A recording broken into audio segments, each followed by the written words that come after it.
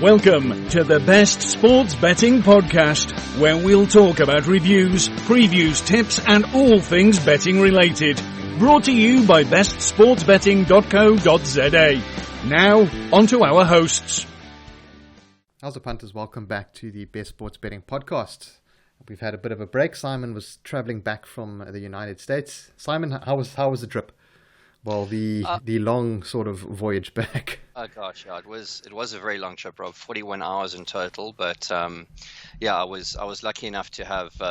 Although my layovers were long, I was in a lounge for one of them, and I got to hang out with some friends for another. So although it was a long journey, it could have certainly been worse, and I managed to get some sleep on the plane. But yeah, it's really good to be back in South Africa in the sunshine, and yeah, looking forward to talking about some sport. Yeah, and with our last podcast, we did all right. I think I took two best bets. One came in, one didn't. The one that you called for Chelsea against Newcastle, that was the one that you got right and I got wrong. I called that one completely wrong. I know it's just 2 weeks back, but we might as well still touch on it. Completely dominant display by Chelsea there. So good call there. Bad call from me. And the other one was Liverpool, which if I remember correctly, picked up quite an easy win. Yeah, sure they did. And just jumping back to 2 weeks ago, there was some tennis that you were chatting about, and that you'd had some kind of thoughts on the ATP finals, I think it was. Yeah, that's right. I can't help but have a little chat about tennis always. And that we did wrap this up 2 weeks ago, but Daniel Medvedev, he won the ATP finals, and I actually fancied him as a player, going far in his career way back when he came onto the Pro Tour, and he's now been crowned the overall ATP champion for 2020, and I think really deservedly so. I really like him. He doesn't sort of fit the profile of a typical tennis player, except that he's really tall.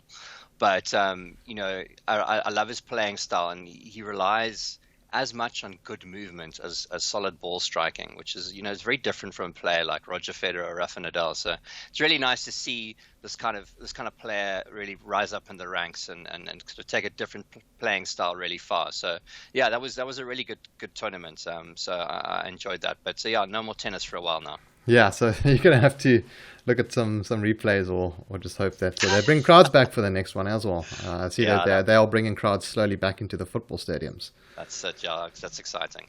And so talking about past results, we're going to have a quick talk about the Lotto, the 1151 draw with the consecutive numbers. It was 5, 6, 7, 8, 9, 10 that came in.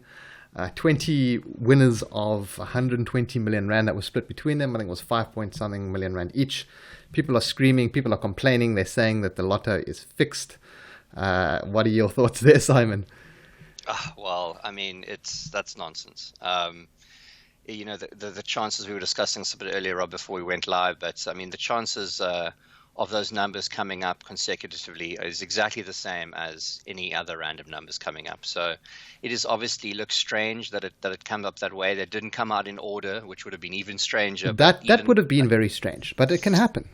It can happen, exactly. And there's to be when you look at probabilities, there's the exact same chance of it happening anyway. So I think I really don't understand the investigations into the matter, because it doesn't prove anything. And I mean, I'm just happy for the fact that a lot of punters were obviously probably using a system where they took consecutive numbers just because it was easier to remember or to place their bets. But obviously there could have been one or two bigger winners, but the fact that such a nice prize was split over a number of players, I think is great. So, but in terms of investigations into the matter, I mean, it's a dead end, I think. Yeah, and there have been a couple of times in the past where we have seen kind of similar consecutive numbers drawn, and as you said, the odds are exactly the same as them drawing 1, 2, 3, 4, 5, 6, 7, 8. What as drawing any other number. It could be 13 and then followed by 20. It's exactly the same sort of probability of that happening, and humans just like to see patterns, and we think, oh wow, this is a fix, but it's not. That's exactly right.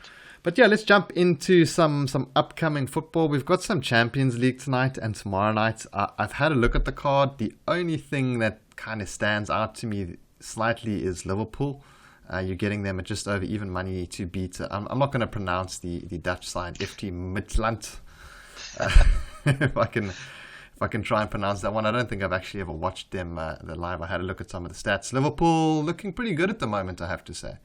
Yeah, Yeah. I agree. I think that in the last couple of weeks, Liverpool and City are looking a lot more like where they were last season. I still think City have got a long way to go, but I think that they're looking much more like the teams they were last season. To be honest, I think in terms of the Premier League, if we can just go back there quickly, I think Spurs are the only real contenders who might give those two teams some trouble, particularly Liverpool.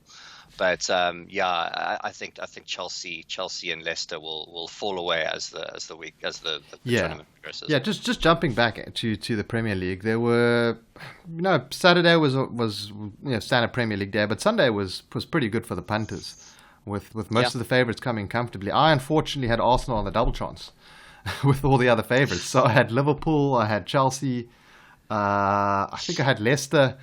And I had Arsenal double chance, and it was paying absolute bombs, and that was the one leg that didn't come in. And I was just like, hey, there's some value there, let me take it. So unfortunately, that one didn't come in. Yeah, this weekend I was still a bit jet lagged from travel, but the Spurs Arsenal game was the one game I did manage to catch, being the London derby. And I mean, it was quite surprising. It was a pretty one-sided affair. Actually. It was. But two cracking goals. I mean, Son's goal in particular was just that swerving goal from way outside the box was especially good. And as I said, I think Spurs look good under Mourinho, and they look very dangerous. And I think they'll definitely give Liverpool and Man City a run for their money. Chelsea, United, Leicester, I don't think not so much. But I think Spurs are there to stay. Yeah, I think they're a team to start following. And as you said, as also with City and Liverpool, we're still getting really good odds on Liverpool. So that's what my pick's going to be for the Champions League tomorrow night. Let's jump on to some of the weekend's Premier League. It starts off on Friday. We have, I think it's Fulham playing. Let me just bring these up quickly. Premier League, here we go. We have, Leeds West Ham on Friday. Not too much interest there for me. Leeds, pretty reasonably priced at 2.1 at home. Yeah, it's great to have a rare Friday night game in the EPL. It's always fun. I actually think West Ham look a decent price here. Even though they're not traditionally the best side when playing away from home, West Ham, but I think 22 to 10. I think the 22 to 10 is a good price, but you can also get a double chance at 7 to 10. Obviously just them simply avoiding a loss against, Leeds, which is a newly promoted side. I think that price on Leeds is actually a little short at home. So if I was betting this game, I would certainly be opposing Leeds and getting with West Ham here. All right, then moving on to some of the other ones. We've got the big one on Saturday, the Manchester derby. United taking on City. I'm not looking to get too involved there. City, I think, would be the right choice if I was going to be having a bet. Maybe a little sprinkle on under 2.5. That's the only other value that I found at 2.15. These fixtures tend to end 0-0, 1-1, although they do also end in some high scores, and it's difficult to back teams not to score too many goals when these two are playing at the moment. But it being a derby, being a big match, United at home, I'd rather go that side than actually pick a winner, even though I think City would win this game pretty handily. Yeah, I mean, if the bookmakers are clearly expecting nothing less than an easy win for the visitors, being Man City, and a couple of weeks back there was so much discontent in Pep's camp, but it looks like they've kind of turned a corner now. But I still think that anything less than even money for an away team in such a big derby game is a short price, and I think you've got to take it on, honestly. United have only won 5 of their last 10 matches, but I think they'll be up for this game. So if I was going to have a bet in this, and I do think that City is slightly short here, I would certainly take United double chance at 21 to 20 all day, rather than taking City at a price like that. But it's a tough one. The other game, Everton-Chelsea, is that's also pretty similar in the pricing. I'm looking pretty much exactly priced the same as the United City game. Yeah, what are your thoughts on that game, Rob? Once again, it's the same. Like, I think I have a stronger feeling that Chelsea will beat Everton in this game than I do City will beat United. But that doesn't mean that I want to bet on Chelsea at those odds. Once again, even money maybe, if I can get that, I'll take it. But yeah. Yeah, that should be an interesting one. It's definitely probably, after the Manchester derby, the most interesting looking fixture on the card this weekend. Yeah, and then on Sunday we have Arsenal versus Burnley. I think Arsenal should be good for a win at home there. Odds are very short though. And we have Southampton taking on Sheffield. And then we have Spurs taking on Crystal Palace. Spurs 1.72. Crystal Palace haven't been that bad. It's a little short there again. Then we have Fulham against Liverpool. Liverpool very short there at 1.3. I don't think there's too much value there. And then Leicester versus Brighton and Hove. There's some value there with Leicester to beat the visitors at even money. Yeah, I think so. I think so too. As I said, I'm not fully with Leicester this season. I think that they're hanging around, in the top four at the moment. I don't think they'll last there. But I thought the same thing when I looked at that price. I think Brighton are too short there, and I would certainly back Leicester in that matchup. Right. So anything else on the card that caught your eye? I think that's it for the Premier League, Rob. Okay, cool. So best bet, you're going to go with with Chelsea, or what are you feeling? I think, as I said earlier, although City should undoubtedly be favourites in this game, I think 7-10 is a crazy price away from home against United team in a derby when City are only just starting to find their form again. So I think United double chance at 21-10 is probably my best bet of the weekend. Okay, well, I quite fancy Leicester at home. Well, at home at even money, I think that's a solid one to take. Maybe take the draw no bet if you want to include a couple multiples, maybe with Arsenal or a couple of the other ones. I might include your Manchester United double chance there as well. I'll see what I can come up with closer to the weekend. But yeah, so not too much other sport going on. Hamilton last weekend was knocked out with COVID. You wanted to chat about the cricket. The South African or the England tour to South Africa has now been called off thanks to COVID as well. Yeah, I mean, it's really disappointing to have the one-day internationals cancelled due to positive COVID tests. Yeah, I mean, I've obviously just arrived back from the US and was looking forward to kind of having those matches on in the background as I settle back in. But I mean, that said, geez, we really don't look in the same league as England at the moment. We performed really poorly in the 2020 matches, and I think that England have an even better squad in the 50 overs format of the game, and I think they'll have a bigger edge over us. So I'm not quite sure if I even want to see them, to be honest. Yeah, I was looking at backing England to win the first one or two matches, and then South Africa maybe pull one back. I still think England, as you said, England would win the series, though. Yeah, it is disappointing not to have cricket on over December. I mean, it's just such a traditional Test cricket, over New Year's, that kind of. It is. It's just synonymous with South African summer, isn't it? Yeah, Boxing Day, down at Newlands, that kind of vibe. Well, it's New Year's that they have at Newlands, I think it is. But it's sad that it happens. But I mean, I can understand why they do it. These guys do have to spend a lot of time together and whatnot. But yeah. So anything else before we wrap up, Simon?